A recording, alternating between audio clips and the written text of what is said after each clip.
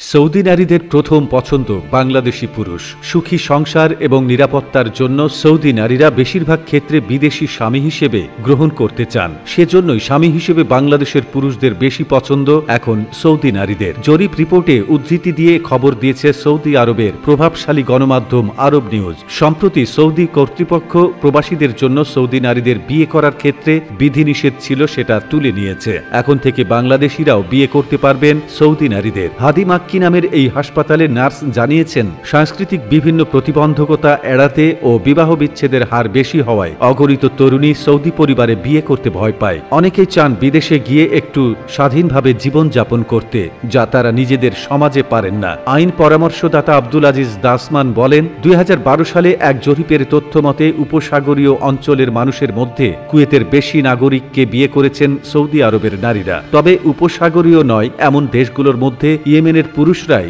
বেশি বিয়ে করেছে সৌদি নারীদের। তিনি আরও জানিয়েছেন, অনেক সৌদি নারীর কাছে সৌদি নন এমন পুরুষদের বিয়ে করাটা অনেক স্বপ্ন সত্যি হওয়ার মতো বিষয়। নোরা নামের এমন এক সৌদি নারী নিজ সংস্কৃতির কাউকে বিয়ে না করার কারণে আক্ষেপে পড়েছেন। তিনি বলেন, আমি যদি আমার আত্মীয়ের কথা শুনতাম তবে ভালো হতো। এছাড়া এই ধরনের দম্পতির সন্তানের নাগরিকত্ব নিয়েও সমস্যা হয়। সৌদি সুরা পরিষদের সদস্য সাদাকা ফাদেন জানিয়েছেন, প্রায় 7 লাখ নারী বিদেশেই বিয়ে করেছেন, যা মোট বিয়ে করা সৌদি নারীদের 10 ভাগ। সুরা পরিষদ সৌদি নারীদের বিদেশি স্বামী বা পুরুষদের বিদেশি স্ত্রী ও তাদের সন্তানদের নাগরিকত্ব সম্পর্কিত আইন পরিবর্তন করতে চাইছে। তবে অনেকে আশঙ্কা করছেন এ আইনের অপব্যবহার হতে পারে। সৌদি আরবের পুরুষের তুলনায় নারীর সংখ্যা অনেক বেশি। সৌদি পুরুষ একাধিক বিয়ে করলেও অবিবাহিত থেকে যাচ্ছে সে দেশের অনেক নারী। এমন এক পরিস্থিতিতে সৌদি কর্তৃপক্ষ প্রবাসীদের জন্য সৌদি নারীদের বিয়ে করার বিধিনিষেধ তুলে নিয়েছে। তবে এজন্য স্পেশাল